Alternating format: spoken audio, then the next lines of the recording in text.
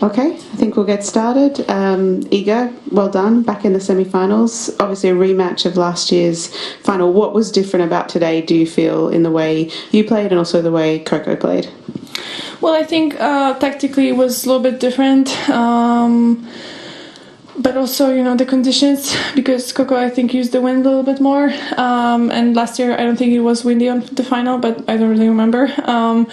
It was, for sure it was more tight in first set. So I'm pretty happy that in those important moments, I was the one that was solid and I could put a little bit more pressure on Coco. Okay, we'll start with Carol. Carol, what's your name?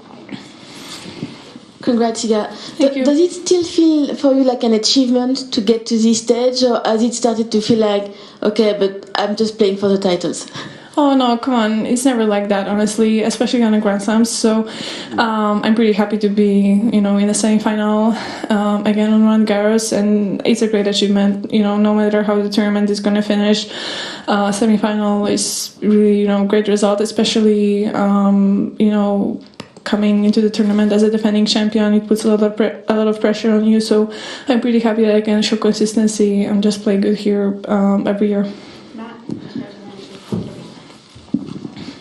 Hey, you're always so conscious of where your emotions are. As you've gone through this tournament and gotten to the later stages, are you feeling the pressure increase as it has at other tournaments in the past, or does it dissipate a little with you because you've gotten through the early rounds and now you're into the business end? No, I would say it's always a little bit less, maybe it changes like before the final, because final you feel like it's the last one and you can, give 100%, and it's always, kind of packed with pressure and expectations, from the outside. But no, I would say that the beginnings of the tournaments are a little bit more tricky, and later when you're just, you can just kind of play your game because you also feel a little bit more, and just getting into the rhythm is the toughest part, and then it kind of you kind of have to just progress a little bit, but keep it, good, and that's all. Yeah, you didn't seem too concerned when you got knocked over by a close-range ball, but is that quite unusual? Yeah, it is. I don't really know if that was her only option or not, but I know Coco is a nice person and she wouldn't mean it, so nothing personal, it happens. Then I guess you have kind of, you're wearing quite a lot of clay after that, but it doesn't bother you too much now? No, I changed the t-shirt to look more stylish, but sometimes, being in clay, it feels like you're just out there, doing dirty work, and but it doesn't really matter, so yeah.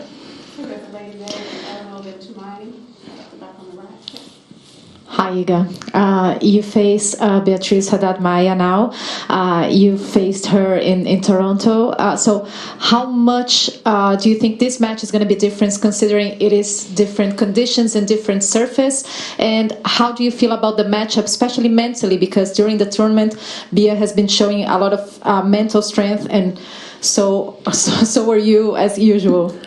Well, for sure, she's the fighter, and she showed even today that she's fighting to the last ball, and it pays off. So for sure, you have to kind of be ready, even when you feel like you're leading or whatever. You have to play every point 100%. We played in Toronto, and I would say actually this was one of the matches that had similar conditions in terms of the wind. It was also windy that day, but obviously surface different.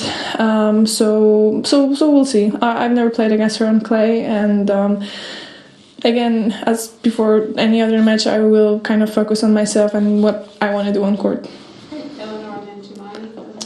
Hi, you said on court that you were kind of happy to have a bit of a tougher match because you hadn't been on court that much over the tournament. I mean, do you get worried maybe if you have gone through a little bit too easily coming to the latter stages, especially if maybe a slam?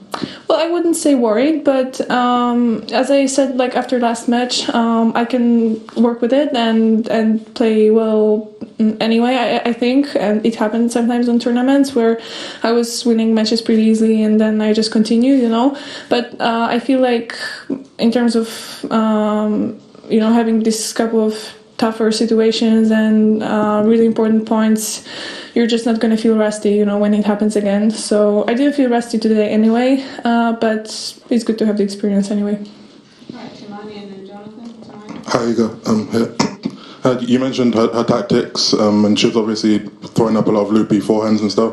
Just wondering, is it at all like flattering to play against a player and see them having to kind of change their game plan and play in a different way than they usually do in order to beat you? But, well, to be 100% sure, I guess you have to ask Coco. But for sure, she has like a lot of dynamics, you know, in herself, physically and also in her shots. So I was surprised because when I was playing against the wind, sometimes these forehands were just, you know, stopping, and you had to work twice to kind of get to them. But I don't know if that was her tactics or it just happened because of the wind, you know. So I'm happy that I managed to, you know, get the feeling anyway and be aggressive anyway. Iga, there is a phrase, you can't mix business with pleasure. Can you enjoy yourself when you are winning matches and moving through the draw, or is it just about taking care of business? Oh, well, I would say I'm that kind of player who still has to kind of learn to enjoy, you know, playing and winning, because when I finish matches, I usually just think about the next one, you know, and moments of enjoyment are usually after the tournament, but I hope I'm going to progress because we play many tournaments throughout the year, and it's I already learned how to also, you know, just be happy with my, you know, as for example today, I'm not going to think about tomorrow's match till the rest of the evening, and I'm just going to enjoy that I won. So these are the small things that kind of help you keep more positive attitude and energy. So, but usually with me, it's all about business, and then I'll enjoy.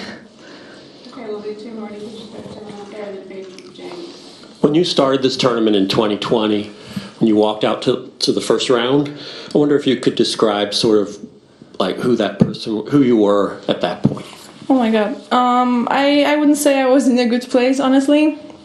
It was a pretty tough year, and I wouldn't say it was a good season. The Rolland Garros was my only good tournament, honestly, and I just felt on my first round that I kind of played so bad in Rome and on US Open swing that I can't get worse, and it actually helped me to be free a little bit more.